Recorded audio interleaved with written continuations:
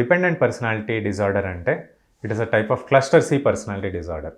So cluster C personality డిజార్డర్స్లో మనము anankastic personality disorders, anxious avoidant personality disorders, ఇంకా dependent personality disorders అనేవి చూస్తాం.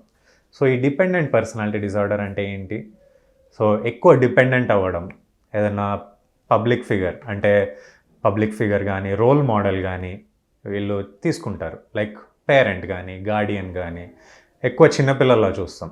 సో చిన్నపిల్లల్లో ఎక్కువ డెసిషన్ మేకింగ్లో కానీ ఏదన్నా చిన్న చిన్న పొరపాట్లు ఉన్న వాటిని సాల్వ్ చేయడం ఎట్లా అనేది ఆ రోల్ మోడల్ ఫిగర్ని అడుగుతారు. అంటే పేరెంట్స్ కానీ ఫ్రెండ్స్ కానీ లేకపోతే ఇంట్లో ఎవరున్నా కూడా వాళ్ళ మీద ఎక్కువ డిపెండ్ అవుతుంటారు. అంటే ఇట్లాంటి వయసు పిల్లలు సపోజ్ 17, 18, 19 ఇయర్స్ వచ్చేసరికి, టీనేజ్లోకి వచ్చేసరికి, అడాలసెన్స్ టైంలో వాళ్ళకి కన్ఫ్యూజన్ అనేది ఏర్పడుతుంది. డెసిషన్ మేకింగ్లో వాళ్ళకి ప్రాబ్లమాటిక్ ఉంటుంది. సో డెసిషన్స్ తొందరగా తీసుకోలేకపోవడము, షాపింగ్కి వెళ్ళినా కూడా బట్టలు సరిగ్గా సెలెక్ట్ చేసుకోలేకపోవడము, లేకపోతే లైఫ్ డెసిషన్స్ తీసుకోవడము, లేకపోతే ఫ్యూచర్లో స్పౌస్ని సెలెక్ట్ చేసుకోలేకపోవడము, ఇట్లాంటి సమస్యలు కూడా చూస్తాం. సో వీళ్ళలో మనము యాంగ్జైటీ, ఇంకా డిప్రెషన్, లేకపోతే అబ్సెసివ్ కంపల్సివ్ డిజార్డర్, ఇట్లాంటి సమస్యలు మనము తరచుగా చూస్తుంటాం. సో చిన్నపిల్లల్లో ఒకవేళ ఎక్కువ డిపెండెంట్ ఉంటున్నారు, పేరెంట్స్ ఎక్కువ ప్యాంపరింగ్ చేస్తున్నారు అనేవి ఉంటే వాటిని ఎక్కువ మనం తగ్గిస్తూ ఉండాలి. పేరెంట్స్ వాటిని ఎంతవరకు కుదిరితే అంత అవాయిడ్ చేస్తూ ఉండాలి. ఎక్కువ ప్యాంపరింగ్ చేయడము, లేకపోతే వాళ్ళ పిల్లలు ఒకవేళ ఈ చిన్న చిన్న డెసిషన్స్ తీసుకోవడానికి కూడా పేరెంట్స్ మీద డిపెండ్ అవుతున్నారంటే ఫస్ట్ పేరెంట్స్ చేయాల్సిన పని ఏంటంటే చిల్డ్రన్ని వాళ్ళ సొంత డెసిషన్స్ తీసుకోవడానికి ఎంకరేజ్ చేయాలి. సో ఎంకరేజ్ చేసినప్పుడు వాళ్ళలో ఈ డెసిషన్స్ మేకింగ్లో కన్ఫ్యూజన్ అనేది ఉండదు. సో సొంతంగా డెసిషన్స్ తీసుకోవడము, చిన్న చిన్న ప్రాబ్లమ్స్ కూడా పేరెంట్స్ మీద డిపెండ్ అవ్వకపోవడం చేయొచ్చు అనమాట. సో వాళ్ళు ఓన్గా డెసిషన్ తీసుకుంటే ఫ్యూచర్లో కన్ఫ్యూజన్ అనేది ఉండదు వాళ్ళకి.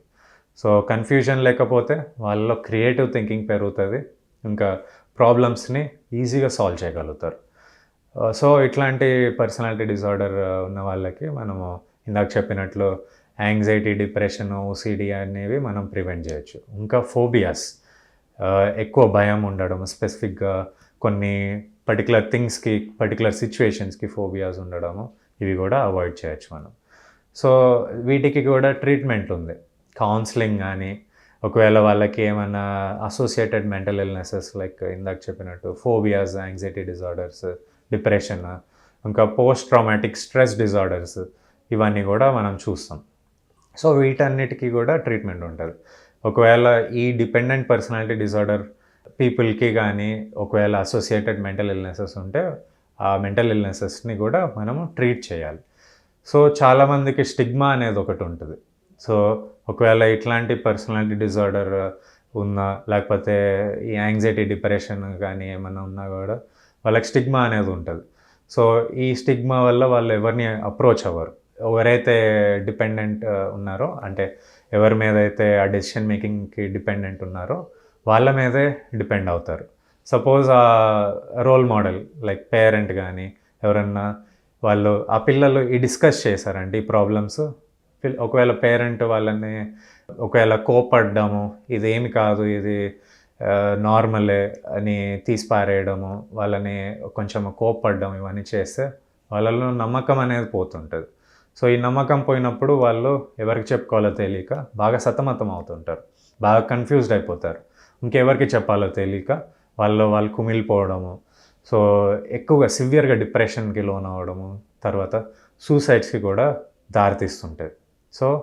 సో ఇట్లాంటి చిన్న చిన్న పర్సనాలిటీ డిజార్డర్స్ కూడా పెద్ద మెంటల్ ఇల్నెసెస్ లైక్ సివియర్గా డిప్రెషన్ లోన్ అయినాక సూసైడ్కి కూడా దారితీస్తుంటుంది. సో మనము ఈ చిన్న చిన్నవి కూడా గుర్తించాలి. పేరెంట్స్ అనే ఒక రోల్ మోడల్ పిల్లల్ని కరెక్ట్గా మోల్డ్ చేయాలి. సో ఒకవేళ డెసిషన్ మేకింగ్లో ఏమైనా ప్రాబ్లం ఉంటే వాళ్ళలో సొంతంగా డెసిషన్ తీసుకునేటట్టు ఎంకరేజ్ చేయాలి. సో ఇట్లా చేసినట్లయితే మనము ఈ డిపెండెంట్ పర్సనాలిటీ డిజార్డర్ నుంచి మనం ఒక 30-40% వరకు మనం ఇంప్రూవ్మెంట్ చూడొచ్చు. అదే కాకుండా ట్రీట్మెంట్ మీద కూడా రిలై అవుతే వాళ్ళలో ఫ్యూచర్లో వాళ్ళ క్వాలిటీ ఆఫ్ లైఫ్ బాగుంటుంది, వాళ్ళ డెసిషన్ మేకింగ్ బాగుంటుంది, ఇంకా ఏమన్నా మెంటల్ ఇల్నెసెస్ రాకుండా కూడా మనం ప్రివెంట్ చేయొచ్చు. సో ఈ డిపెండెంట్ పర్సనాలిటీ డిజార్డర్తో వచ్చే మెంటల్ ఇల్నెసెస్ మనం ఎట్లా ప్రివెంట్ చేయాలంటే, చిన్న వయసులో ఉన్నప్పుడు స్కూల్లో కూడా కొంతమంది టీచర్స్ ఒకవేళ హోంవర్క్ సరిగ్గా చేయలేకపోవడము, ఆ హోంవర్క్స్ కోసం కూడా పేరెంట్స్ మీద డిపెండ్ అవుతుంటారు. సో పేరెంట్స్ అంటే నెగిటివ్ వేలో తీసుకొని ఒకవేళ పిల్లవాడు చేయలేకపోతే వాటిని పేరెంట్సే చేసేస్తుంటారు కొంతమంది. సో అట్లా కూడా వాళ్ళకి ప్రాబ్లమ్స్ క్రియేట్ అవుతుంటాయి. ఫ్యూచర్లో కూడా వాళ్ళు హోంవర్క్స్ మీద కూడా పేరెంట్స్ మీద డిపెండ్ అవ్వడము, లేకపోతే ఎవరైనా గార్డియన్ మీద డిపెండ్ అవ్వడము, ఇవన్నీ చేస్తుంటారు. సో క్రియేటివ్ థింకింగ్ అక్కడ తగ్గిపోతుంది. సో క్రియేటివ్ థింకింగ్ అనేది మెయిన్ థింగ్ అనమాట. సో వాళ్ళలో ఒకవేళ మనం చూసినట్లయితే వాళ్ళు ఎక్కువ రిస్క్ టేకింగ్ బిహేవియర్ ఉండదు. అంటే ఫ్యూచర్లో ఏమన్నా రిస్క్ తీసుకోవాలన్నా కూడా కొంచెం భయపడుతుంటారు. అంటే డెసిషన్ మేకింగ్లో భయపడుతుంటారు.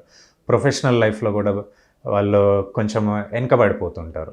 సో చిన్న చిన్న ఉద్యోగాల నుంచి పెద్ద ఉద్యోగాలు చేసే వాళ్ళలో కూడా ఈ సమస్యలు మనం చూడొచ్చు. సో ఒకవేళ వాళ్ళు హై పొజిషన్స్లో ఉన్నప్పుడు వాళ్ళు పెద్ద డెసిషన్స్ తీసుకోవాలన్నా కూడా వాళ్ళలో కన్ఫ్యూజన్ అనేది క్రియేట్ అవుతుంటుంది. సో వాళ్ళ క్వాలిటీ ఆఫ్ లైఫ్ కూడా తగ్గిపోతుంది. సో ఇట్లాంటి సిచ్యువేషన్స్లో వాళ్ళు ఎప్పుడైనా ఒక్క డెసిషన్ మీద స్టిక్ అయి ఉండాలి. ఎక్కువ కన్ఫ్యూజ్డ్ ఉండకూడదు. ఎప్పుడైనా ప్రోస్ అండ్ కాన్స్ చూసుకోవాలి. వాళ్ళు డెసిషన్ మేకింగ్లో కన్ఫ్యూజ్డ్ ఉండకుండా ఉండాలంటే. సో ప్రోస్ ఎక్కువ ఉన్నాయంటే వాళ్ళు ఆ డెసిషన్కి స్టిక్ అయి ఉండాలి. ఒకవేళ కాన్స్ ఎక్కువ ఉన్నాయి అంటే వాళ్ళ డెసిషన్కి అగెయిన్స్ట్గా ఉన్నాయి, ఎక్కువ నెగిటివ్ పాయింట్స్ ఉన్నాయి అంటే వాళ్ళు ఆ డెసిషన్ని అవాయిడ్ చేయాలన్నమాట. సో ఇట్లాంటి సిచ్యువేషన్స్ నుంచి బయటపడాలంటే మనము కౌన్సిలింగ్, ట్రీట్మెంట్ అనేది కంపల్సరీ.